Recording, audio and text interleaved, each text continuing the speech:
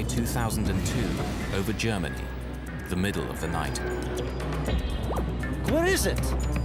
A Russian plane is taking children on holiday to Spain, but the pilots can't believe what they see heading towards them. Increase climb.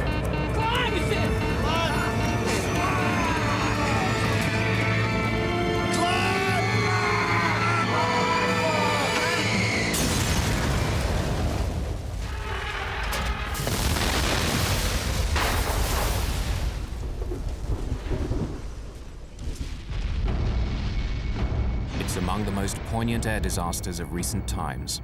How could two planes collide over one of the most closely regulated areas in the world? Bravo Tango Charlie. Faulty technology or human error?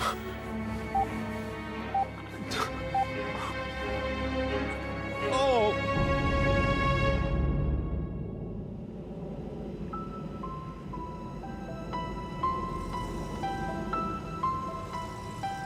June 2002, the city of Ufa in western Russia. Ufa is populated by both Christians and Muslims. This year, its most outstanding teenagers have been chosen to go on a 2-week vacation organized by UNESCO near Barcelona in Spain. They're among the most clever, athletic or artistic children of Ufa. Kirill Degtyaryov is a 14-year-old prodigy. He's been painting since he was 4 years old and has already had 2 public exhibitions. He's halfway through his new work. He was very good at painting. He felt colors. He received good reviews. The trip sounded very exciting. That's why we agreed that Kirill should go to Spain. He just graduated from grade 9. He needed some rest, and it was a good opportunity for a summer holiday.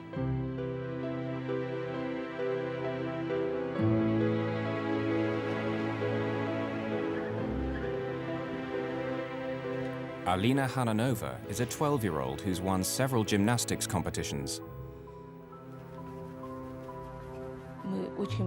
We were very glad for her because, indeed, very smart and very talented children were flying there.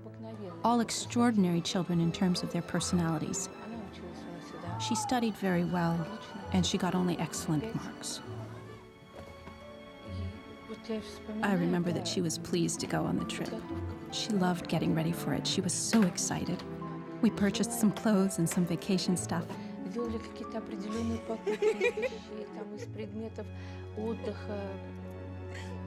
As she was born, I informed my husband, and he cried because he was happy to have a daughter.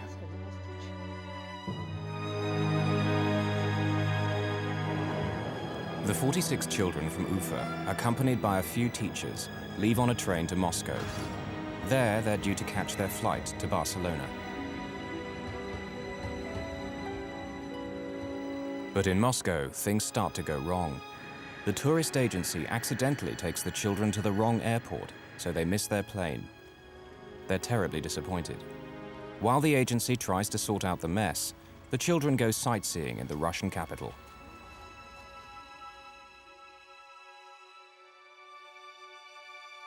It takes 2 days to charter another jet, but finally they're on their way to Barcelona.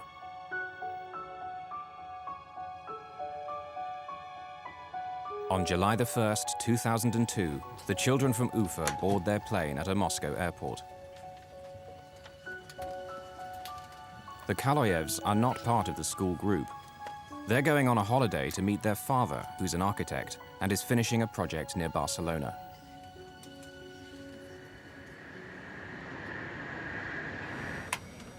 No fewer than 5 Russians are flying this plane.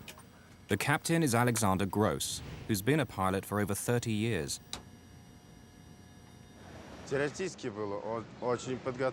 Alexander had a good theoretical knowledge. He was very smart. Today, the first officer is Oleg Grigoriev. But actually, Grigoriev is the airline's chief pilot.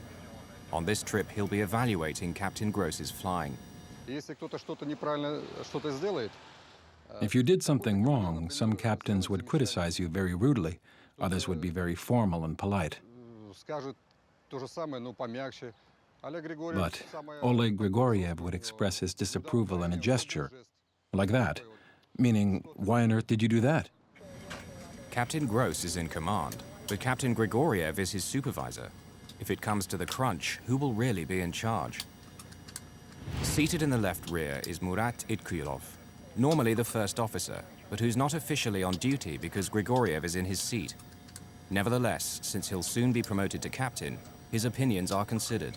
Мурат был профессионален как пилот, любил летать. Murat was a very professional pilot. He loved to fly. Murat was interested in the new stuff in aviation and always kept up to date on the most progressive things brought in. Also on the flight deck are an experienced navigator and a flight engineer. Just before 11 that evening, Bashkirian Airlines Flight 2937 leaves Moscow. The plane is a Tupolev 154.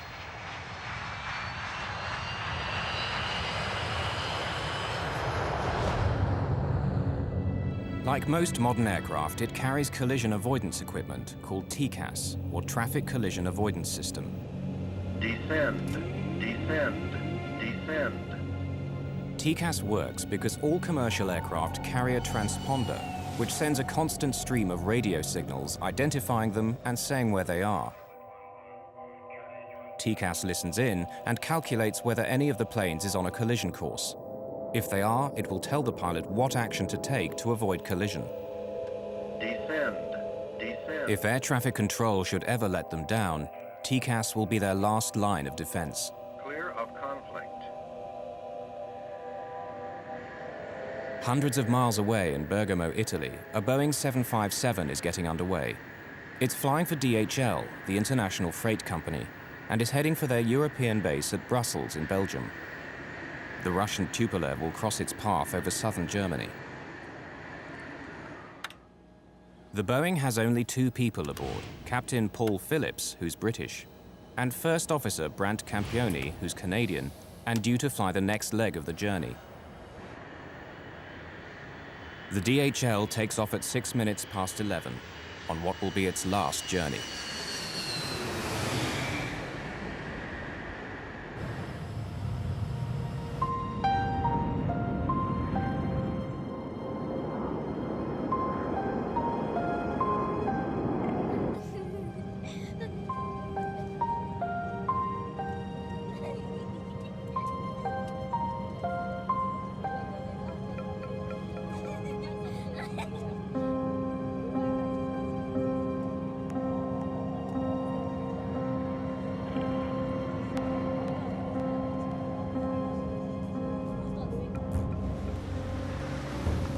Ten to 8 at the Skyguide Area Control Center in Zurich, Switzerland.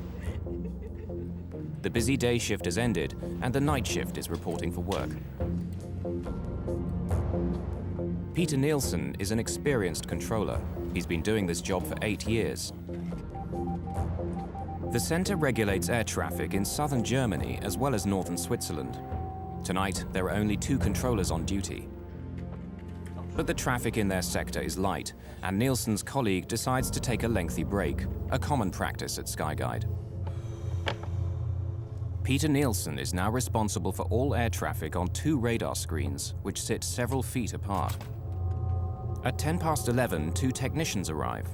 They inform Peter that Skyguide management has authorized them to carry out maintenance work on the main radar.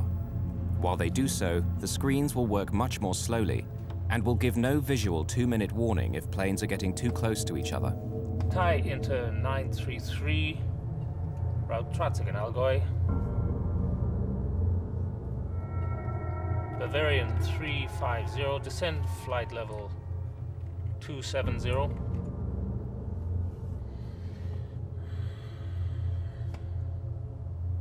The engineers now tell Peter Nielsen they have to shut down the telephone system as well.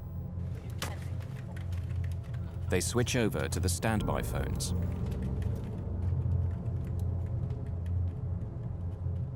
No one realizes it yet, but the seeds of disaster have been sown.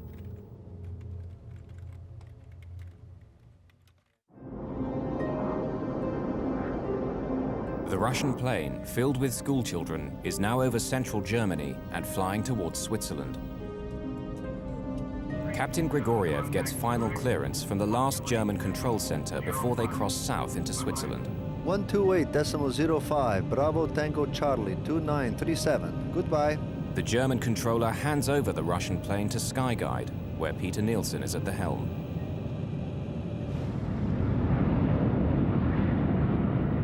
Meanwhile, the DHL plane is climbing north over the Alps and is now entering Swiss airspace. Zurich, radar, good evening. Dilmun 611, I'm climbing flight level 260, direct OBC. Captain Paul Phillips of the DHL requests clearance to climb to a higher altitude. The thinner air there will mean less air resistance and save fuel. Roger, climb flight level 320. Direct Tango Golf Oscar and requesting 360, thanks, if it's available. Tillman 611, climb flight level 360. The DHL reaches flight level 360, or 36,000 feet, the same altitude as the Russian plane. And they're on a collision course. But they're many miles apart. So far, no danger. Now the assistant gives Peter Nielsen a new flight strip. An Airbus Aero Lloyd Flight 1135 is flying to the airport of Friedrichshafen nearby. It's going to increase Peter's workload dramatically over the next 5 minutes and have him switching from one screen to another. Peter tries to dial the airport control tower at Friedrichshafen to discuss handing over the Aero Lloyd flight to them. But the line is dead. He tries a second time. The phones aren't working. The Aero Lloyd pilot is trying to make contact with Peter. He has to leave the Russian pilots unattended. Zurich, good evening. Bravo Tango Charlie. But the Russian pilot is also calling him on the other screen. Aeroloid 1135, roger. Call you back. Station calling. Say again, please. Zurich, good evening. Bravo Tango Charlie, 2937. Level 360. Bravo Tango Charlie 2937, squawk 7520. The Aero Lloyd is calling again. Yeah, expect so. Call you back shortly. Now another plane needs him. A Thai Airways flight heading north. Thai into 933. Contact now on Munich 132.140. Goodbye. 140, Thai 9. Air traffic controllers are used to handling tricky situations. But tonight, Peter's equipment isn't working properly, and he's controlling 2 screens at the same time. Normally, his radar would warn of any impending collision. What he doesn't know is that tonight, it's out of action. Correct. What is your present heading? Present heading is 265. Roger. Right turn, heading 280, vector ILS 24. Right heading 2804 to expect ILS 24, Aero Lloyd 1. Peter wants to get this Aero Lloyd flight off his hands. He tries dialing the public number for the Friedrichshafen control tower for the 3rd time. Bitte überprüfen Sie die Rufnummer. Die gewünschte Verbindung ist...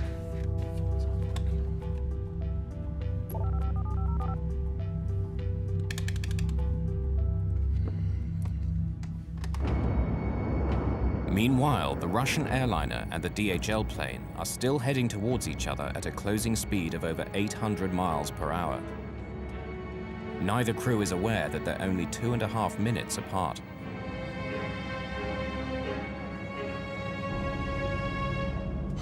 The DHL plane is now approaching the Swiss border with Germany. The Russian Tupolev is heading for exactly the same spot and at the same altitude. Finally, someone at another air traffic control center in Germany spots the danger. Conflict. He grabs the phone to warn Nielsen, but can't get through.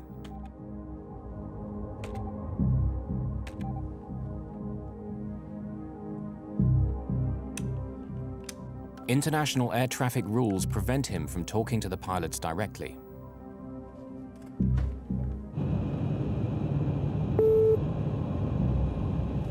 Look at that.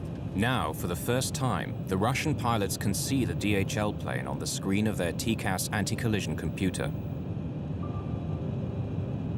But Peter Nielsen is still focused on getting the Aeroloid flight safely down.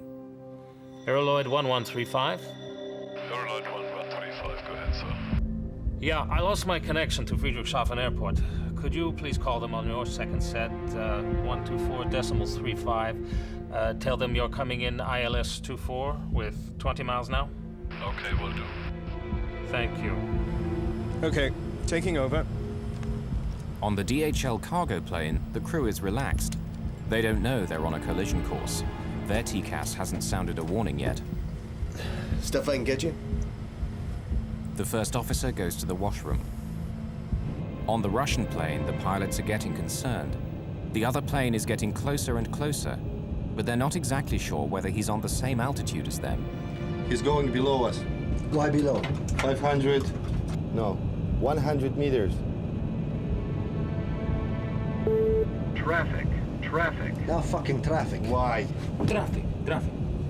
TCAS, the collision avoidance computer, is warning the Russian pilots that the other plane is getting too close for comfort. At the same moment, the TCAS in the DHL cockpit detects the Russian plane.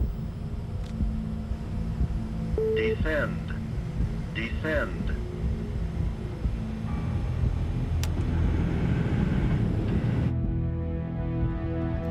Peter Nielsen finally realizes what's happening.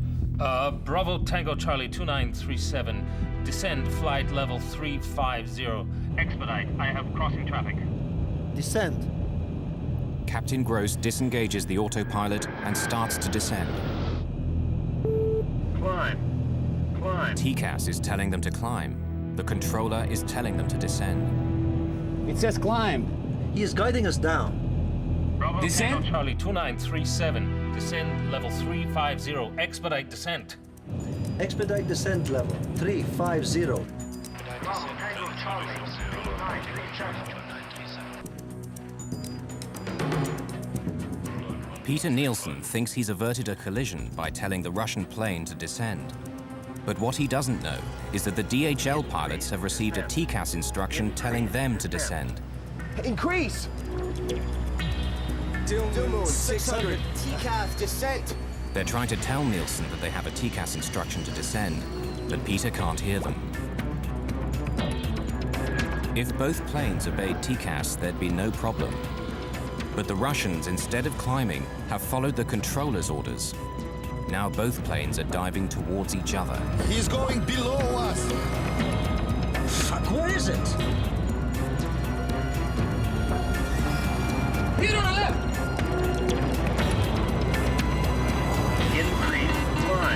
Increase climb. Climb, it says. Climb. Descend.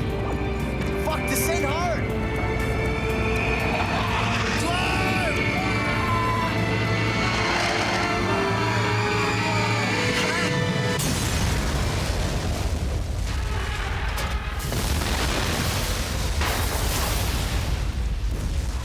The tail of the DHL clips the belly of the Tupolev, tearing it apart. The pilots soon lose consciousness.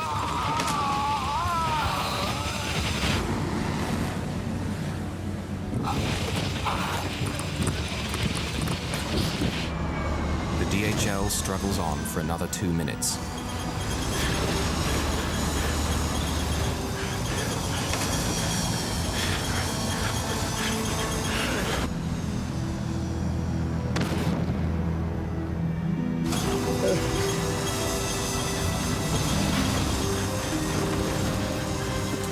It will crash 4 miles away. Can we go over to Friedrichshafen? Affirm. Bye-bye. Bye-bye. Peter is unaware of what just happened. Bravo Tango Charlie 2937.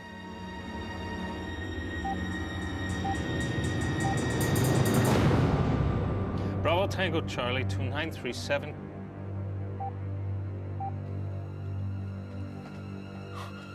Bravo Tango Charlie. This is the nightmare that every controller hopes will not happen to him. 2 of his aircraft colliding, killing scores of people. Oh! Peter Nielsen leaves the control room for the last time, but his story is far from over.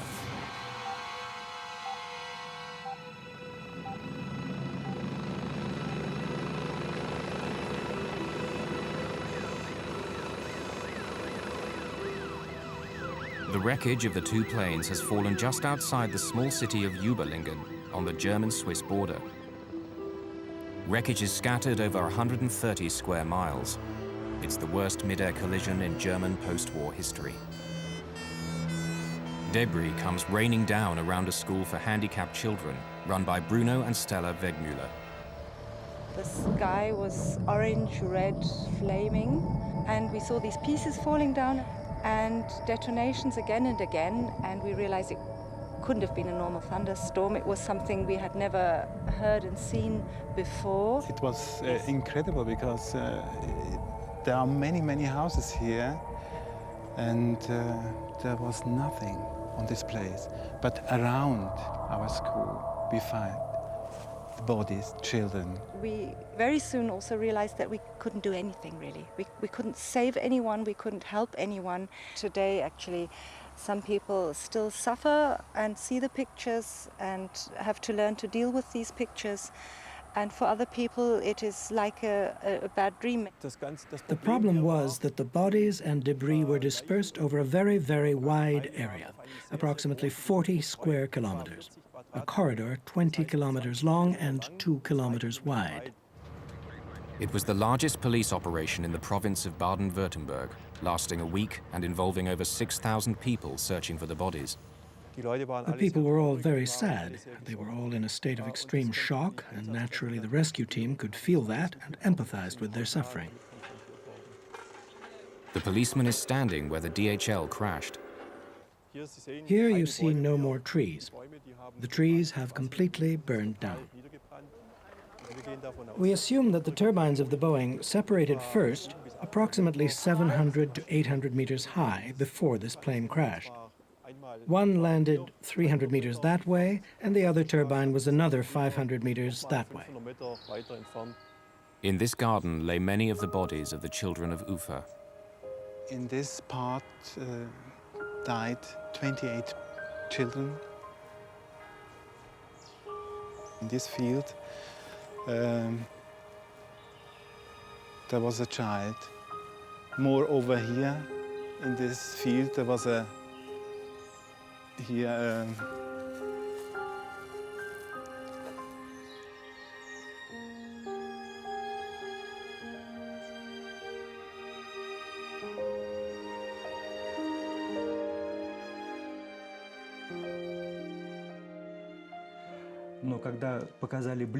When they showed a close-up of an airplane, I saw an emblem of our Bashkir Airlines on the rear of the aircraft.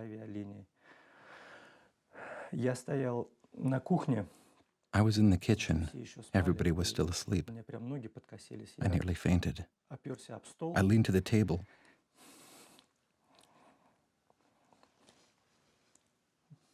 I didn't know what to do. The Hananov family lost their only daughter.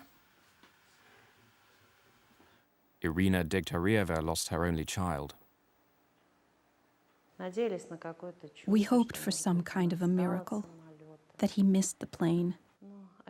In a word, we didn't want to believe in this news. It was like thunder in a clear sky, and God forbid anyone gets news like this.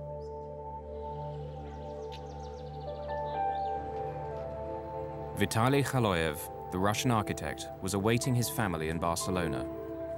He's one of the first to arrive in Überlingen. Although the relatives are not encouraged to participate in the search, Vitaly cannot help himself.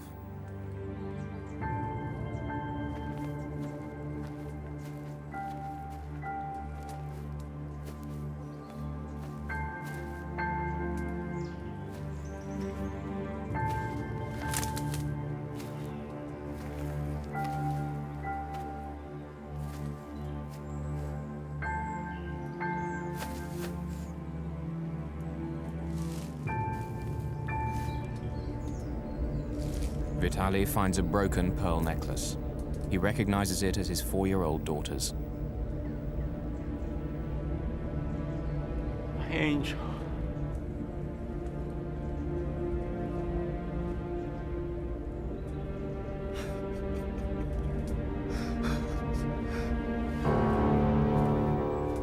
Amazingly, amidst all the carnage, Vitaly finds his daughter's body intact.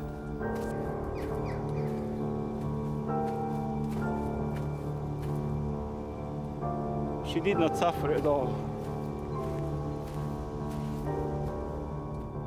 The mutilated bodies of his wife and son won't be found until later.